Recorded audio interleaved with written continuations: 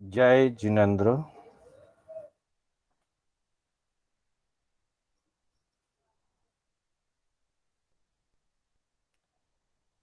मोक्षमार्गस्य नेतारम् भेतारम्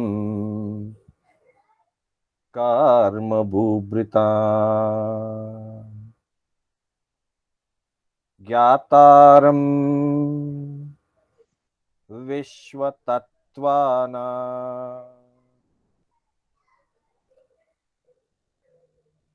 वन्दे तद्गुणलब्धये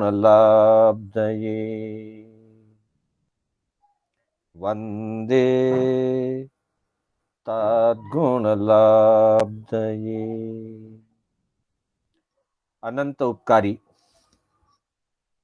चरम तीर्थंकर श्रमण भगवान महावीर को वंदन। प्रभु की परंपरा में विचरण करने वाले परम उपकारी परम आदरणीय समस्त चारित्र आत्माओं को वंदन। धर्म प्रेमी बंधुओं, सुशील माताओं, बहनों, श्री कर्नाटक जैन स्वाध्याय संघ बैंगलोर के तत्वावधान में आयोजित जैन आगम कथा सार की आज 41वीं कक्षा है। बंधुओं, इस कक्षा में हमारे धर्म कथानुयोग के आधार से अलग अलग महान आत्माओं का परिचय हमें मिल रहा है और उनके जीवन परिचय और उनके जीवन प्रसंगों से हमें धर्म की प्रेरणा मिलती है, तत्वों का बोध होता है और जीवन में निर्मलता और उज्जवलता का विकास होता है। इसी कड़ी में आज हम जयंती श्राविका, जो बाद में दीक्षित भी हुई थी, लेकिन मुख्य रूप से वो जयंती श्राविका सती के रूप में प्रसिद्ध रही, भगवती सूत्र के 12वें शतक के अंतर्गत दूसरे उद्देश्यक में जयंती श्राविका का वर्णन चलता है। विशेष बात जयंती श्राविका के संबंध में यह है कि उन्होंने प्रभु महावीर के चरणों में उपस्थित होकर के जीवन से संबंधित और मुक्ति से संबंधित कुछ प्रश्नोत्तर पूछे थे। जयंती श्राविका के प्रश्न जैन साहित्य में थोकड़ों के अंतर्गत विशेष रूप से प्रसिद्ध हैं। प्रायः सभी श्रावक श्राविकाएं, साधु साध्वियां उन प्रश्नों को पढ़ते हैं, समझते हैं और समझ करके उससे अपने आप में जीवन में प्रेरणा प्राप्त करते हैं। यह एक विशेषता थी। दूसरी विशेषता, जयंती श्राविका के लिए भगवती सूत्र में एक विशेष विशेषण दिया गया है, पूर्वसेज्जायरी।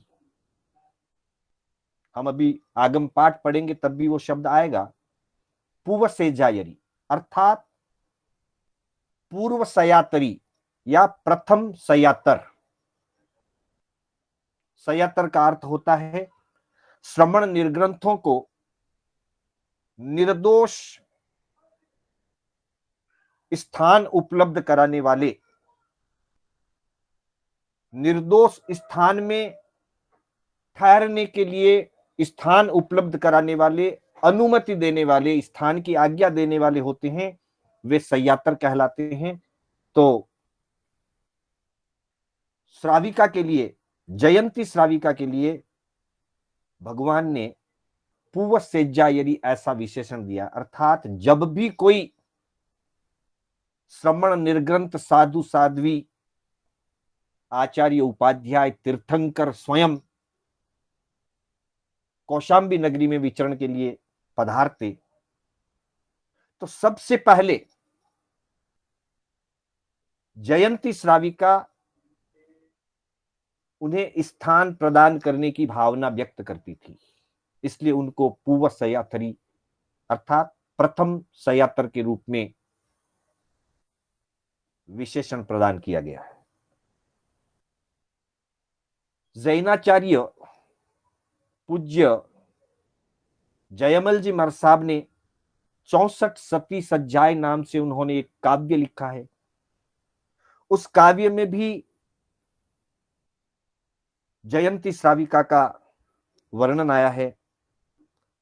उसमें कहा है, प्रथम स्थानक नीदाता पाली शुद्ध आठों ही माता, जिन प्रश्न पूछिया जयवंती, समरू मन हर के मोटी सती। उन्होंने अलग अलग काल की 64 बड़ी महासतियों का वर्णन उस 64 सती सज्जाए के अंदर किया है। फिर उनका परिचय देते हुए बताते हैं, बेटी सहसानिक रायतणी, रानी मृगावती ननंद भणी, सब कर्म जीतिया जयंती, समरू मन हरखे मोटी सती। तो इसमें भी जयंती श्राविका के लिए प्रथम स्थानक नीदाता अर्थात वो प्रथम सयात्र कही गई है। इतिहास में प्रथम सयात्र के रूप में जयंती श्राविका का परिचय दिया गया है। आगम में भगवती सूत्र में बताया गया है, मूल पाठ के अंदर, तत्थणम कोसंबिये नयरिये सहस्रानीयस्य रन्नो धूता, सत्तानीयस्य रन्नो भगिनी, उदयस्य रन्नो पितुच्छा, मिगावतीये देवीये ननंदा, वेसाली सावगानम अर्हंतानम पूवसेज्जायरी जयंती नामम समनो वासिया होता, तैणम सा जयंती समनो वासिया, समणस्य भगवो महावीरस्य अंत्यम, एयमठम सोचा निस्सम्म हट्ठ तुट्ठ, शेषम जहा देवानंदाए, तहेव पव्वइया जाव सव्व दुख पहीना। अर्थात परिचय देते हुए कहा कि वह उस काल उस समय में कौशंबी नगरी के अंदर सहस्रानीक राजा की पुत्री और शतानीक राजा की बहन, अर्थात सहस्रानीक के पुत्र थे, शतानीक और शतानीक की बहन थी, और साथ ही शतानीक के पुत्र थे उदयन राजा, उदयन राजा की वो भुआ थी, और शतानीक चेटक राजा की पुत्री मृगावती के पति थे, इसलिए वो मृगावती देवी की ननंद थी। जयंती श्राविका का परिचय पूरा विस्तार से दिया गया कि वो शतानीक राजा की पुत्री थी, सहस्रानीक राजा की पुत्री थी, शतानीक राजा की बहन और उदयन राजा की भुआ मृगावती की ननंद थी। वैशाली गणराज्य उस समय का एक बहुत प्रसिद्ध गणराज्य था। वैशाली, वैशाली के अंतर्गत ही कौशंबी नगरी आती थी। कौशंबी के अंदर वो रहने वाली थी, और आगे चल करके उसने भगवान महावीर के पास प्रश्नोत्तर भी किए, फिर भगवान से उपदेश सुना, प्रवचन सुना। प्रवचन सुन करके उनके मन में वैराग्य दृढ़ हो गया। पहले वो श्राविका थी, फिर वैराग्य दृढ़ हुआ, और दृढ़ वैराग्य के साथ उसने भगवान महावीर के पास दीक्षा अंगीकार की, संयम स्वीकार किया।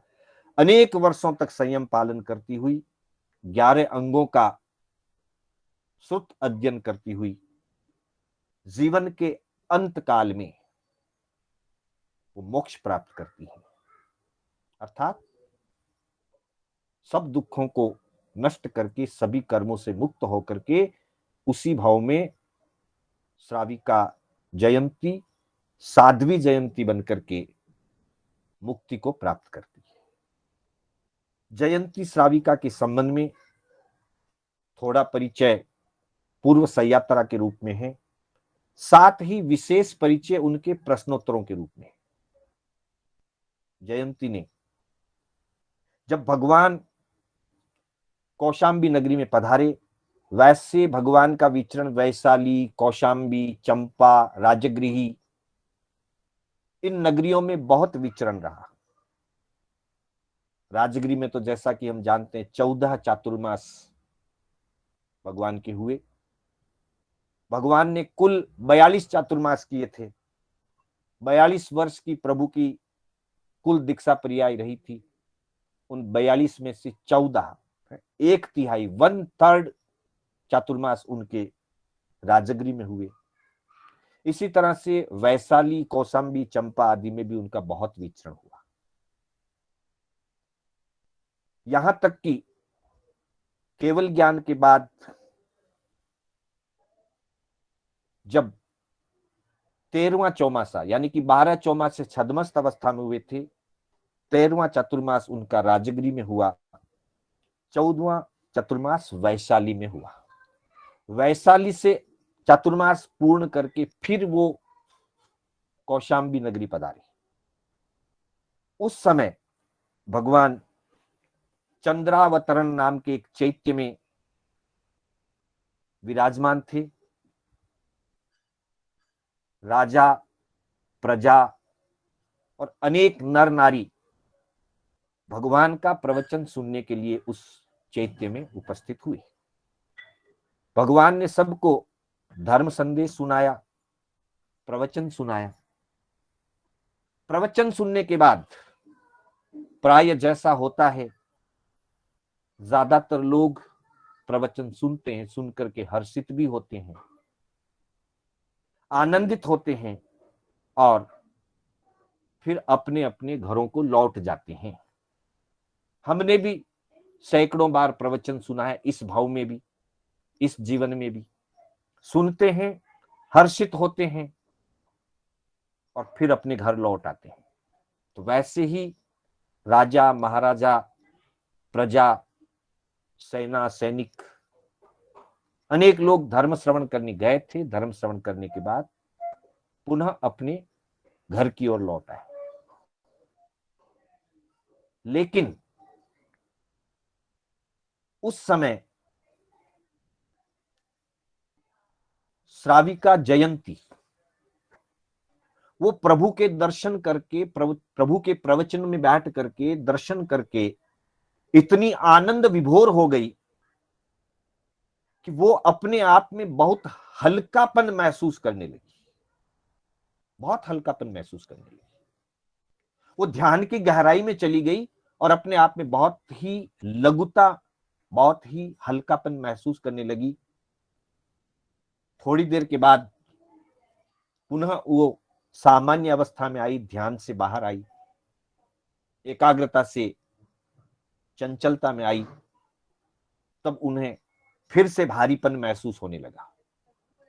वो विचार करने लगी, चिंतन आया मन में कि ऐसा क्या कारण कि जब मैं प्रभु के मुखमंडल को निहार रही थी, एकाग्र चित्त हो गई थी, एकाग्र चित्त अवस्था में मुझे बहुत लघुता का अनुभव हुआ, बहुत लाघव का अनुभव हुआ, हल्केपन का अनुभव हुआ और फिर सामान्य स्थिति में आते ही भारीपन का अनुभव होने लगा। इस चिंतन से उसके मन में जीवन के संबंध में कुछ प्रश्न पूछने की भावना बनी और सबसे पहले उन्होंने यही प्रश्न पूछा कि भगवान, जीव किससे हल्का बनता है और किससे भारी बनता है?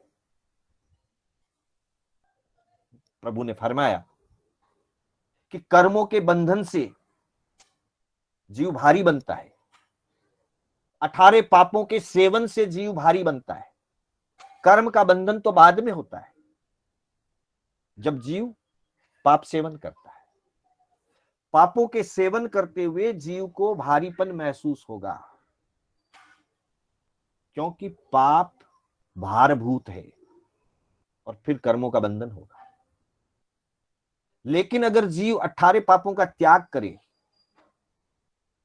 18 पापों को त्याग करके राग द्वेष कषाय आदि से ऊपर उठ जाए,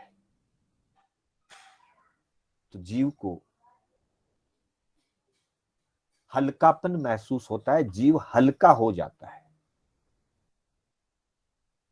भगवान से ये सुनते ही उनके मन में भावना जगी कि अगर मैं हल्का होना चाहती हूं, तो भगवान फरमा रहे हैं कि 18 पापों का सेवन करने से तो भारी होता है और 18 पापों का त्याग करने से जीव हल्का होता है।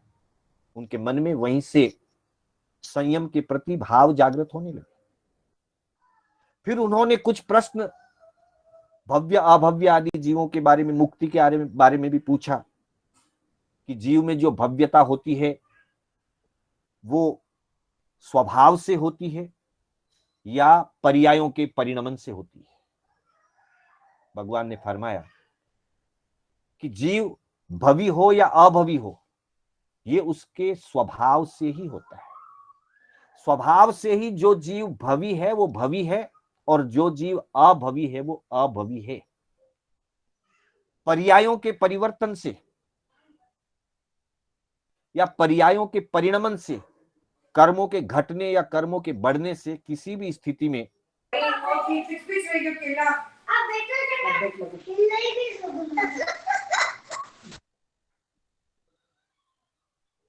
जीव भविष्य से अभवी के रूप में परिणमन नहीं हो सकता और अभवी जीव भी भवी के रूप में परिणत नहीं हो सकता। जो जीव भवी है वो स्वभाव से भवी रहेगा और जो जीव अभवी है वो स्वभाव से अभवी रहेगा। फिर पूछा कि क्या सभी भवी जीव मोक्ष पधारेंगे? तो भगवान ने कहा कि हाँ, भवी जीव मोक्ष पधारेंगे। सब भवी जीवों को मोक्ष प्राप्ति की योग्यता है, मोक्ष पधारेंगे।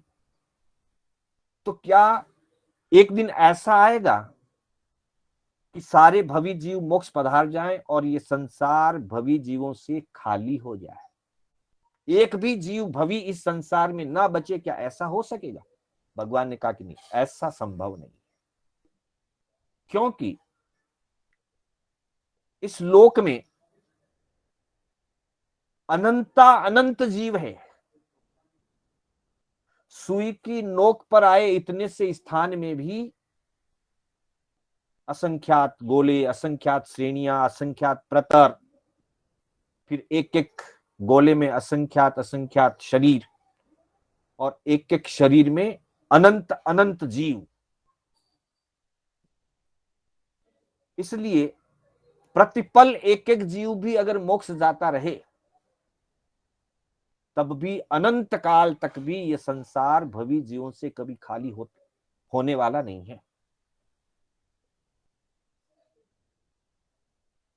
जैसे कि कहा गया है, एक गोड़ारा गौतम न गया न जावसी।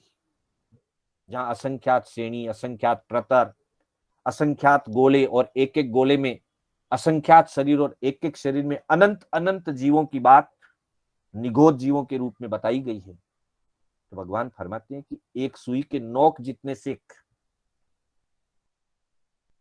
जमीकंद के टुकड़े में जितने जीव होते हैं, आज तक अनंत काल व्यतीत होने पर भी उतने जीव भी अभी तक मोक्ष नहीं पधारे हैं। तो अनंत काल तक यह क्रम चलता रहेगा, लेकिन संसार भवी जीवों से कभी रिक्त नहीं होगा, संसार कभी भवी जीवों से खाली नहीं हो जाएगा। ये उन्होंने पहले अपने जीवन के बारे में, अपनी आत्मा के अंदर लघुता और गुरुता कैसे होती है उसका प्रश्न पूछा। तो भगवान ने 18 पाप के सेवन और 18 पाप के त्याग की बात बताई। सेवन करने से जीव भारी होता है, त्याग करने से जीव हल्का होता है। भारी जीव अधोगति की ओर जाता है, नरक निगोद की ओर जाता है।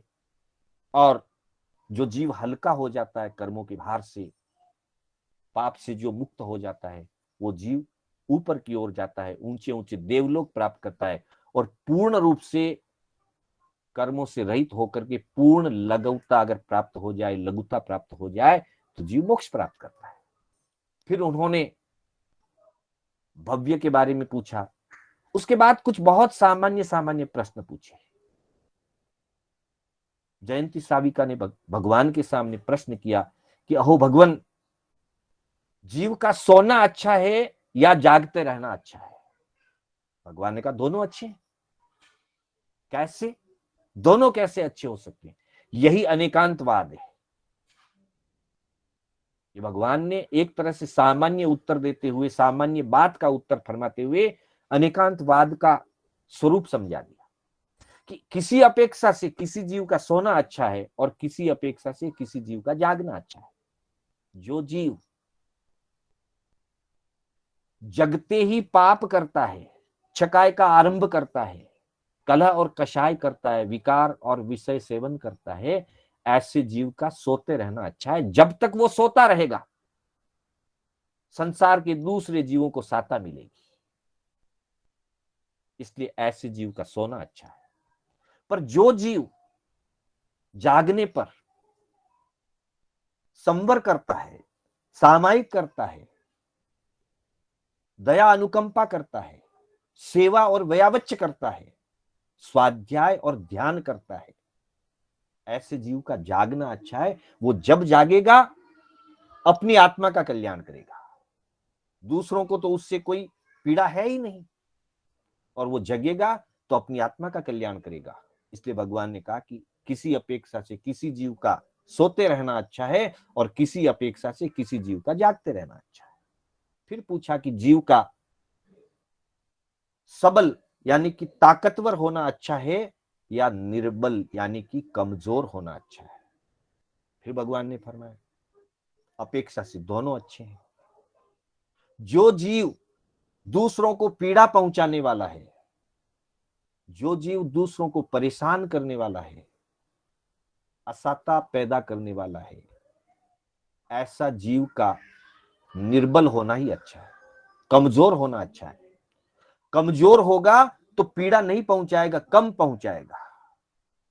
और जो जीव दूसरों को साता पहुंचाने वाले हैं, जो जीव दूसरों की सेवा करने वाले हैं, दूसरों की व्यावच्य करने वाले हैं, ऐसे जीव का सबल होना अच्छा है, ताकतवर होना अच्छा है, हष्टपुष्ट होना अच्छा है, ताकि वो ज्यादा से ज्यादा दूसरे जीवों की सेवा कर सकेंगे, दूसरों की व्यावच्य कर सकेंगे, दूसरों को साता पहुंचे। फिर पूछा जीव का उद्यमी होना अच्छा है या आलसी होना अच्छा है?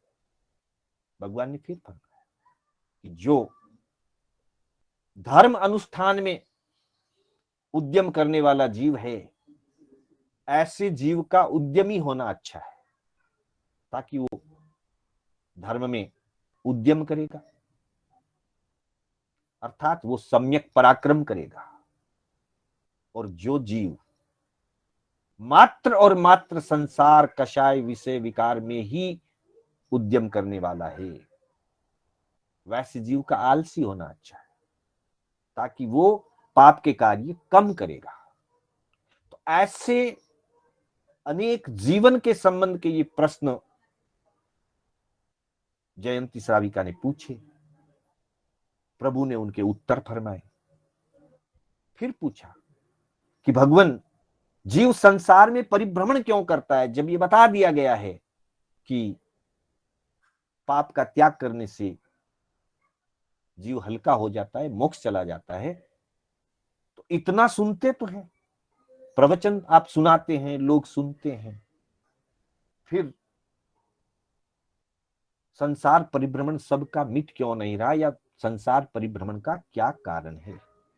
तब भगवान ने 5 इंद्रियों के विषयों का और उन विषयों में वशीभूत जीवों का स्वरूप समझाया कि जो जीव 5 इंद्रियों के विषयों के वशीभूत है, इंद्रिय विषयों में वशीभूत होने के कारण कुछ विषय अच्छे लगते हैं, कुछ अच्छे नहीं लगते हैं, मनोज्ञ और अमनोज्ञ।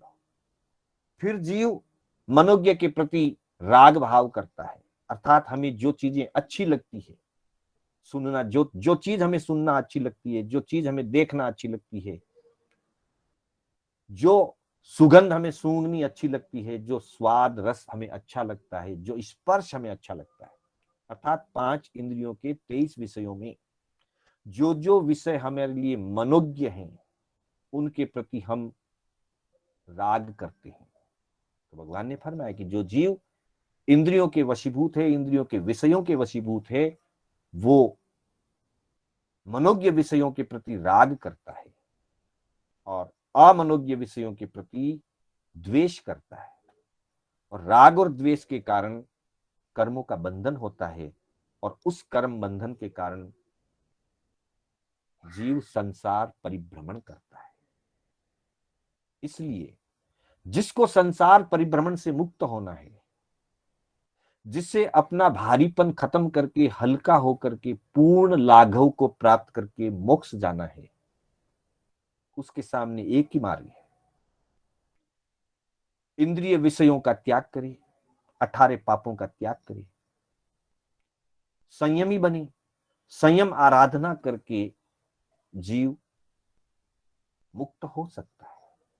भगवान ने यह धर्म, यह स्वरूप विशेष रूप से, लोग तो प्रवचन में आए थे, प्रवचन पूरा हुआ, लोग चले गए, सामान्य परिषद चली गई, उदयन राजा चले गए,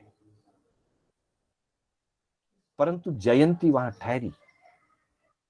जयंती ने ऐसे प्रश्न किए और भगवान से उन प्रश्नों का समाधान पाकर के वो हृष्ट तुष्ट हो गई, अर्थात हर्षित हुई और संतुष्ट हो गई। हर्षित तो सब होते हैं, भगवान की वाणी सुनकर के आनंद की अनुभूति तो प्रायः सबको होती है, लेकिन संतुष्टि सबको नहीं होती। जिसको संतुष्टि हो जाती है वो उसी क्षण, उसी समय में कुछ न कुछ विशेष व्रत नियम, और विशेष रूप से अगर आत्मा जागृत हो गई तो महाव्रतों को अंगीकार करता है। तो बंधुओं, जयंती श्राविका प्रभु से धर्म का ऐसा स्वरूप सुन करके हर्षित हो गई और हर्षित होकर के उनके मन में संयम की भावना जगी। इसलिए कहा कि तैणम सा जयंती समणोवासिया समणस भगवो महावीरस अंत्यम एयमठम सोचा। इस प्रकार उन्होंने भगवान के मुख से धर्म को सुना, सुन करके निस्सम हठ तुठ ही या उसको धारण कर लिया अपने हृदय में, हर्षित हो गई, संतुष्ट हो गई। और फिर जैसे देवानंदा और अन्य अन्य नारियों ने संयम स्वीकार किया था, वैसे ही पव्वइया वो भी प्रवर्जित हो गई, अर्थात अपने परिवार की अनुमति ली और संयम को स्वीकार कर लिया और धर्म आराधना करते हुए जाव सब दुख पहिना, आखिर में उसने सभी दुखों को अंत कर दिया, अर्थात वो जन्म जरा मरण के रोग से मुक्त हो गई, अष्ट कर्मों से मुक्त होकर के सिद्ध गति को प्राप्त किया।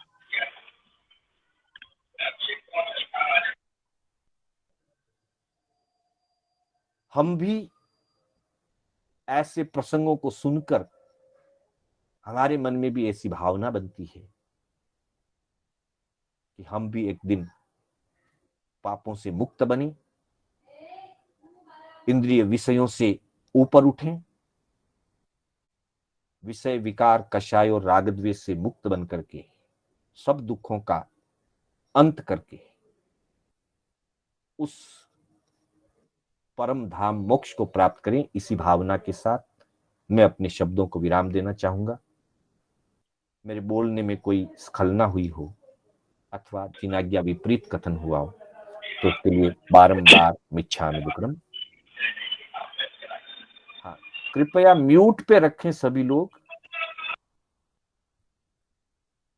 मंगल पाठ के साथ हमारी कक्षा विराम लेगी।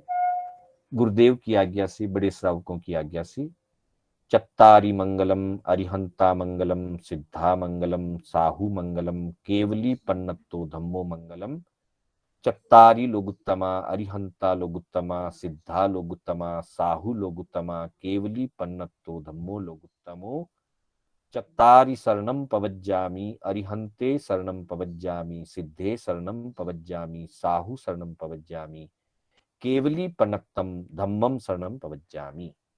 अरिहंतों का शरणा, सिद्धों का शरणा, साधु जी का शरणा, केवली पुरुष दया धर्म का शरणा।